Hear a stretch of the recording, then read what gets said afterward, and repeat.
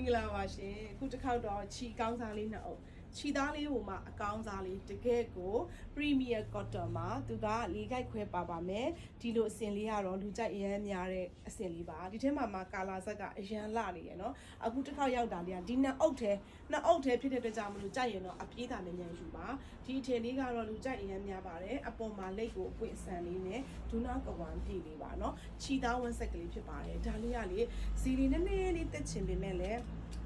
ဒါမတက်ရသေးဘူးเนาะတကယ်တော့တက်ရမှာ2.5လောက်ဖြစ်ရမယ်เนาะဒါလေးကကျွန်မငကိုစီလေးနဲ့ပဲရောင်းပေးထားပါတယ်2,650,000ပါเนาะဒါလေးကကြိုက်တယ်ဆိုရင်အော်တူဖြတ်ပြီးတော့နှစ်ထည်စင်ကြီးလေးရှိတယ်เนาะတစ်ချက်တော့ဖြန့်ပြမယ်ကပ်ပြပေးမယ်เนาะအယောင်ကတော့ခဲမြေကြီးရောင်လေးเนาะခဲမြေကြီးရောင်လေးပြော